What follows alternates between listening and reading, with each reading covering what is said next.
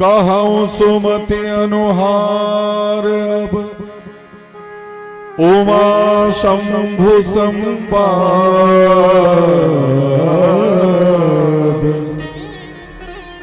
भयउ समय जहे तुझे सुनि मुनि मिटहि विषाद। बोलिए भूतनाथ शंकर भगवान की जय। जय जय श्री राधे।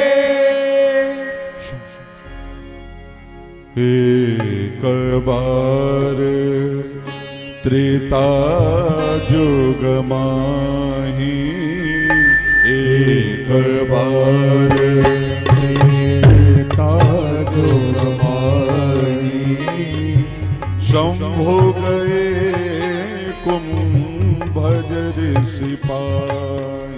हो शंभु गए कुंभज ऋषि पाही संग सती जग जननी भवानी संग सती जग जननी भवानी पूजे ऋषि अखिलेश्वर जानी।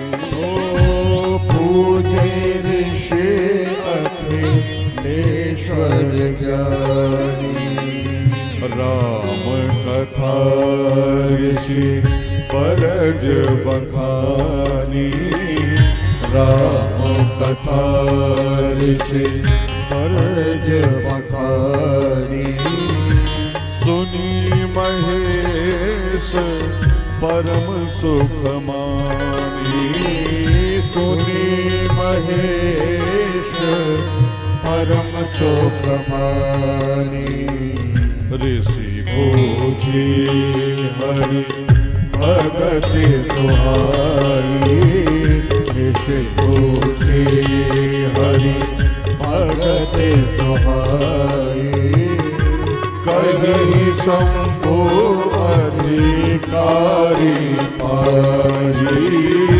कहीं शंभु अधिकारी पाई कहीं शंभु अधिकारी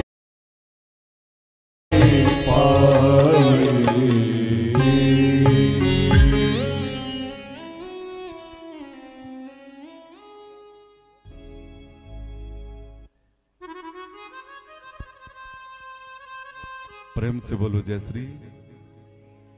अरे भैया का नाराजी है राधे नाम से अच्छो नहीं लग रहा। हाँ?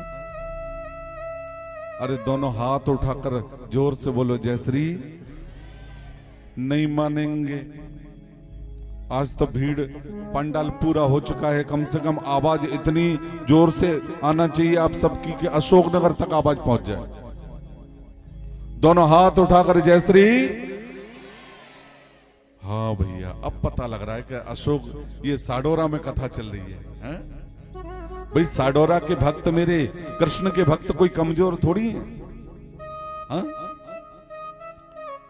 एक बार त्रेता जुग माही शंभु गए कुंभज ऋषि पाए। थोड़ा वॉल्यूम बढ़वाना हल्का सा। हाँ ध्यान देना मेरे भाई बहन, त्रेता युग का प्रसंग है ये। हाँ? और कुंभज ऋषि कहें तो अगस्त मुनि।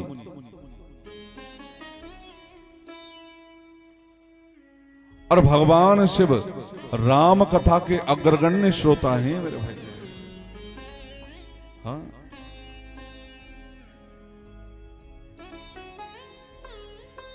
अब आप मन में विचार कर रहे हो, बोले महाराज जी ने कहा बोले अग्रगण्य श्रोता हैं राम कथा के, बोले अग्रगण्य श्रोता तो हनुमान जी महाराज हैं। तो मैं आपसे पूछ रहा हूं हनुमान कौन है फिर? 11वें रुद्र ही तो हनुमान है, हनुमान ही शिव है, शिव ही हनुमान है मेरे।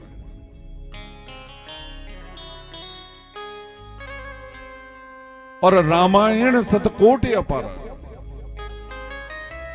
100 करोड़ रामचरित्र राम कथा का निर्माण करके भगवान शिव अपने मानस में पहले ही विराजमान कर चुके हैं मेरे भाई। और भगवान शिव की आदत है मेरे भाई बहन कि अकेले भजन में लीन नहीं रहते, पूरे परिवार को साथ लेकर और कैलाश पर राम जी के भजन में ही डूबे रहता है पूरा परिवार। हाँ? कई लोग कहते हैं हमसे, बोले महाराज बच्चे पूजा में इंटरेस्ट नहीं लेते। अब लेंगे कहां से? आपने ऐसे संस्कार बचपन से दिए ही नहीं। अगर बाल्यकाल से ही उन्हें पूजा घर दिखाते तो बिना कहे ही कहीं बाहर जाना है तो पहले ढोक मंदिर में लगाएंगे, तब बाहर निकलेंगे घर के। हाँ?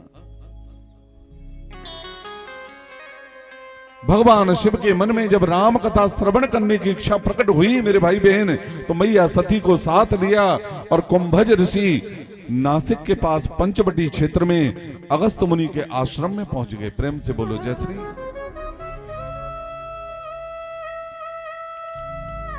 बाबा गोस्वामी कहते हैं, बोले संग सती जग जननी भवानी,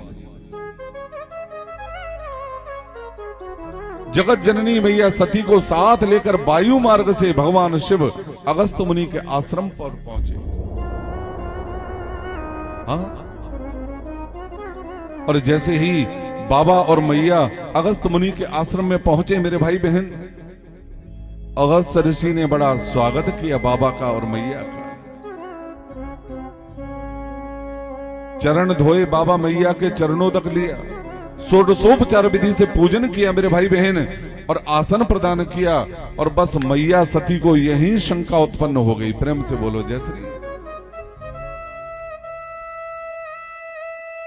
ध्यान देना बुजुर्ग लोग, मैया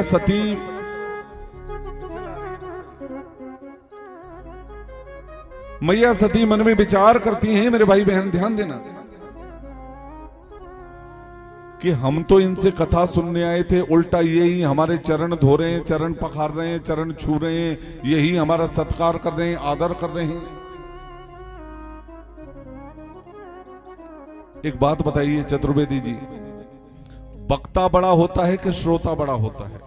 आप सब भी बताइए।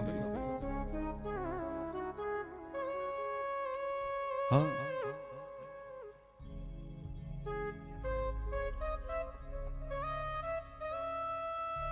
वक्ता बड़ा होता है कि आप श्रोता बड़े होते हो?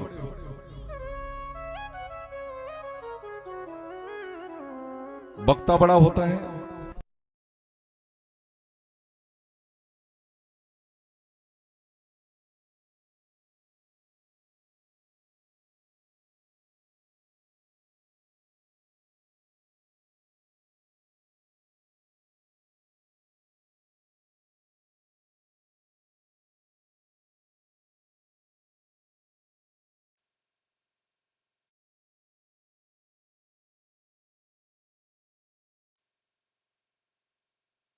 पूजन किया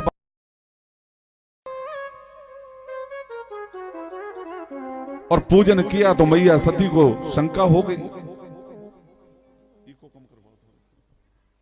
हाँ? मैया सती मन में विचार करती हैं, बोले हे भगवान, हम तो इन्हें वक्ता समझकर इनसे कथा सुनने आए थे, उल्टा ये ही हमारा सम्मान कर रहे हैं, ये ही हमारे पैर धो रहे हैं, चरण स्पर्श कर रहे हैं। इसका मतलब ये हुआ कि वक्ता का ज्ञान श्रोता से कम है। ये मैया सती के दिमाग में चलने लगा।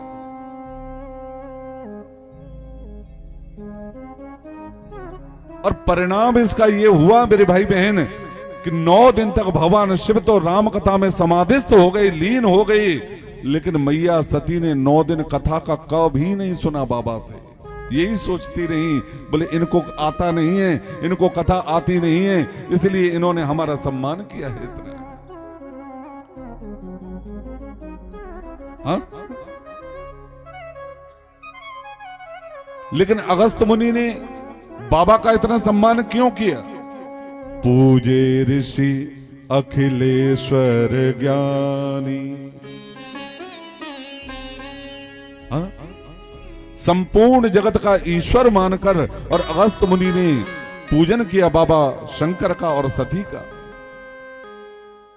श्रोता मानकर पूजन नहीं किया, लेकिन मैया तो कुछ और ही समझ बैठी इसको। परिणाम ये हुआ कि 9 दिन जब पूरी राम कथा पूर्ण हुई तो हरि भक्ति का जो मार्ग है दक्षिणा के रूप में भगवान शिव ने अगस्त मुनि को प्रदान किया और सती का हाथ पकड़ा और वायु मार्ग से कैलाश की ओर चलने लगे। हाँ मेरे भाई बहन, जब भगवान शिव वायु मार्ग से कैलाश की ओर जाने लगे तो भगवान शिव मन में विचार करते जा रहे हैं। बोले कानों से मैंने भगवान की कथा श्रवण की है, मेरे कान धन्य हो गए, और अभी मेरे प्रभु राघवेंद्र सरकार मैया की खोज में इसी वन में घूम रहे हैं। अगर इन नेत्रों से दर्शन भी हो जाते तो ये मेरे नेत्र भी धन्य हो जाते। हाँ बाबा सोच ही रहे थे मेरे भाई बहन, लाला बाबा सोच ही रहे थे कि भगवान के दर्शन हो जाएं। इतने में बाबा ने जैसे नीचे देखा तो दोनों भैया राम लक्ष्मण मेरी मां जगत जननी जानकी के अन्वेषण में खोज में बन बन को घूम रहे हैं। हाँ हे खग मृग हे मधुकर सैनी तुम देखी सीता मृग ने। हाँ रो रहे हैं बिलख रहे हैं। बाबा ने ऊपर से ही प्रणाम किया, जय सच्चिदानंद करके प्रणाम किया, क्योंकि बाबा पास जाते तो प्रभु का भेद खुल जाता है। गुप्त अवतार है मेरे भाई बहन। ऊपर से ही बाबा ने प्रणाम किया। अब यहां पर एक सूत्र लागू होता है, ध्यान देना पार्षद जी। अगर आप और हम अपने से बड़े के साथ चल रहे हैं कहीं पर और हमारे बड़े ने किसी को प्रणाम किया है तो छोटों को पूछना नहीं चाहिए कि हम भी प्रणाम करें क्या। सिद्धांत कहता है मेरे भाई बहन कि जब हमारे बड़ों ने किसी को प्रणाम किया है तो छोटों को तो स्वतः ही प्रणाम कर लेना चाहिए, झुक जाना चाहिए। लेकिन सती ने यहां भी गलती कर दी मेरे भाई बहन। जब बाबा ने जय सच्चिदानंद करके और ऊपर से प्रणाम किया बाबा को, भगवान को, तो मैया को भी प्रणाम करना चाहिए था। लेकिन मैया दूसरी बार शंका में पड़ गई यहां पर।